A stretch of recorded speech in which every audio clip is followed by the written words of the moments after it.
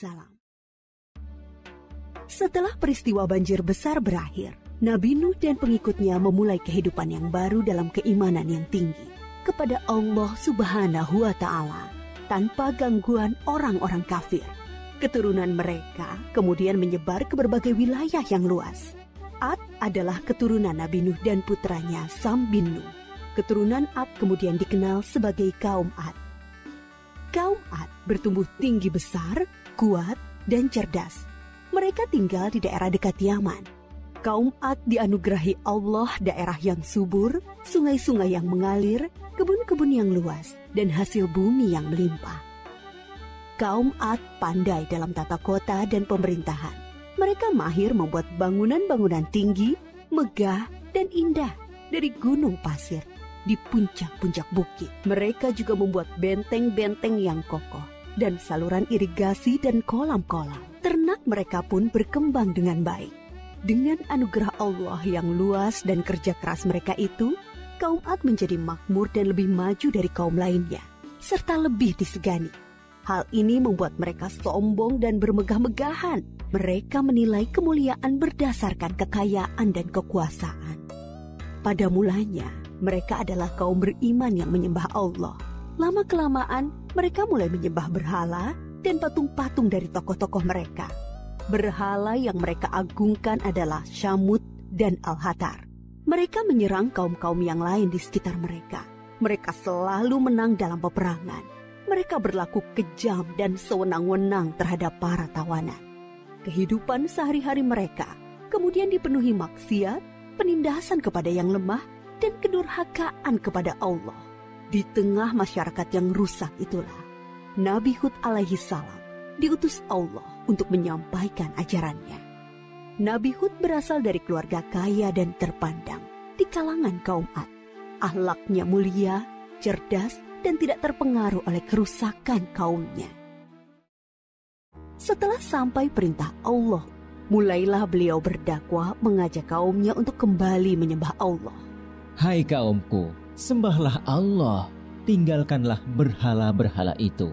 Aku tidak meminta imbalan kepadamu atas semua ini. Upahku hanyalah dari Allah.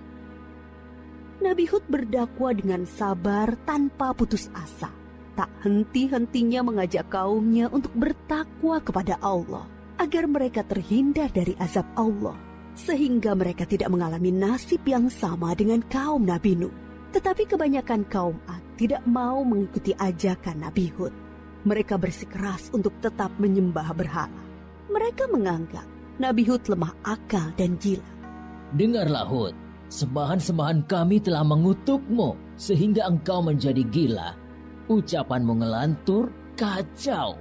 Itu karena kau menghina sembahan-sembahan kami. Kami tidak percaya pada ucapanmu. Datangkanlah azab yang telah engkau ancamkan. Kami tidak takut sedikit pun. Nabi Hud mengadukan kepada Allah atas perlakuan kaumnya. Beliau menyerahkan kepada Allah urusan pembalasan terhadap para pembangkang itu. Kemudian Allah menurunkan musim yang panjang, yang membuat sungai-sungai dan sumur-sumur menjadi kering. Tanaman dan binatang ternak banyak yang mati. Kaum Ad dilanda kelaparan dan kehausan yang parah. Keadaan ini berlangsung beberapa tahun. Nabi Hud terus mengajak kaumnya untuk kembali menyembah Allah. Wahai kaumku, mohonlah ampun kepada Allah. Niscaya Dia akan menurunkan hujan yang lebat dan menambah kekuatanmu. Tetapi kebanyakan dari kaum Ad itu tetap pada kesesatannya. Mereka memohon-mohon pada berhala itu untuk segera mengakhiri kemarau dan menurunkan hujan. Mereka tetap tidak mau menyembah Allah. Akhirnya tibalah ketetapan Allah, yaitu azab yang diancamkan kepada mereka. Muncul awan hitam membentang di langit. Gumpalan awan hitam itu sangat tebal dan luas. Orang-orang kafir melihat awan hitam itu sangat gembira.